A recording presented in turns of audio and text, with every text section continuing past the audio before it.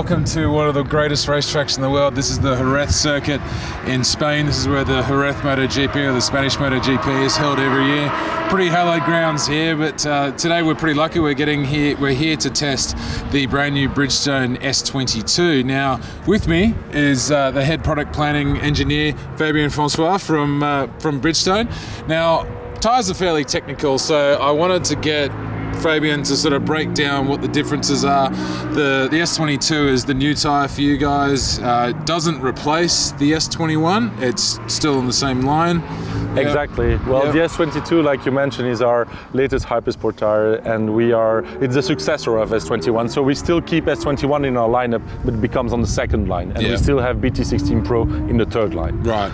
Exactly. Cool. So can you sort of explain to us what the main differences are with the S22 and what's been changed and why? Exactly. So from S21 to S22, maybe to give a little more background, we wanted to, from a conceptual point of view, we wanted to add excellent wet performance to the S21. Okay. That was the first idea, and hence also the connection with the road, the feedback, the feeling, and that was somehow the concept of the tire. For sure, in that Hypersport segment where we need to fulfill performances for like light, naked, not that powerful bikes to the last generation Hypersport bike with more than 200 horsepower plus. Yeah. So what we have done is, first of all, from S21 to S22, you can really see is that the amount of groove ratio, like the sealant ratio on the tire, on the shoulder area for the front and the rear, has been increased quite a lot. Right. For many reasons. One, it's linked to pattern design for water drainage. Yep. Secondly, it is to have the right deformation, and that's where you also see that the design of the 3D shape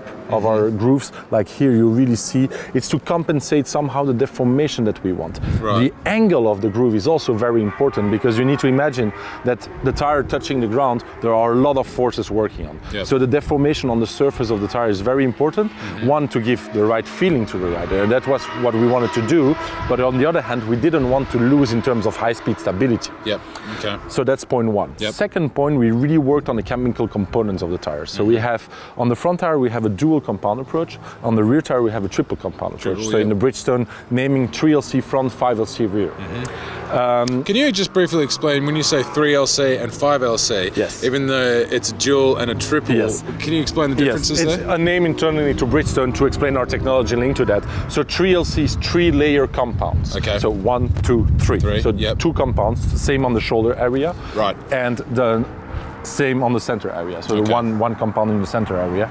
In terms of chemical components, like I said, we made a big step forward to increase the grip characteristics in the dry with a new resin approach. So resin mixture in the initial mixture of the rubber. So you need to imagine that resin is one of the components that we use to make the mix, to make the tackiness happening and to make the right mix out of it. And we have found a new resin mix. So we could make it from the start, in all the operating temperature of the tire, we could make a step up in terms of grip characteristics in the dry. Right. But then we said, of course, that we wanted to make excellent wet performance to the tire, add the excellent wet performance to the tire. So to give you an explanation to that, on the rear center compound, that we have a 25% increase of the silica molecule components touching the ground. Yep. So you need to imagine that from S21 molecules of silica, that big.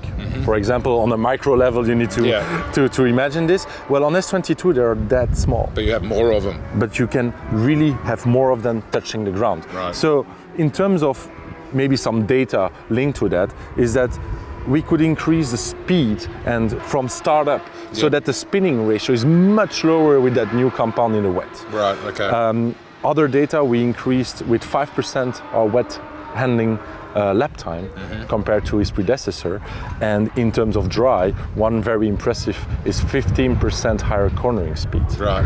So you need to imagine that you have same line, same corner, same bike, everything same, but you can take with the same with the S22 15% more speed. Much harder. Exactly. Yeah. So those are quite impressive numbers for us, and we are really happy because we really worked with this new tire to avoid also losing anything about wear life. We think that grip enhancements and so on has a repercussion on the wear life of the tire, but it isn't, because we could make it work in terms of adhesion of the contact area, but we could really work on the fact that the contact area, the slip ratio was put on the back end of the contact area and was reduced completely.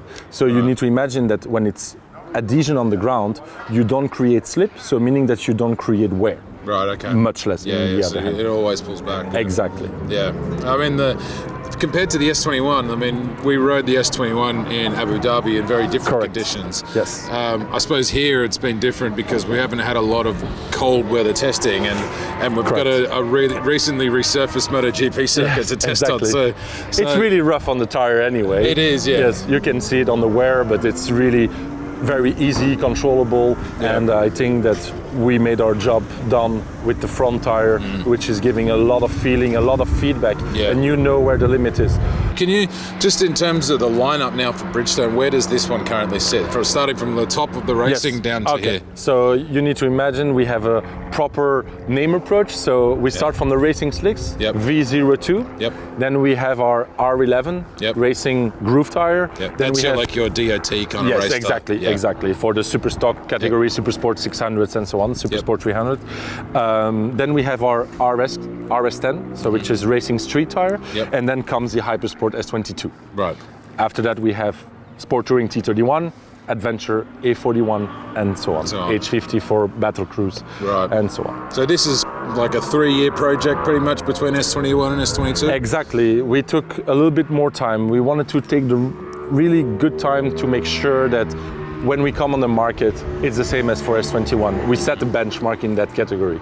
So we really wanted to do that, and we took the time to make it happen. Right. Cool, man. Well, thank you very much. A real pleasure. Cheers. Thanks, man. So I guess my general opinion of it is it's hard to form a complete road-going opinion, obviously, when you're on a MotoGP circuit in the dry and recently resurfaced. But one of the best thing I like about it is front-end grip. The front Bridgestone on this is beautiful. You can really trail brake right deep up into the corner. There's a lot of feedback. Conversely, when you get on the gas too, edge grip is also very good.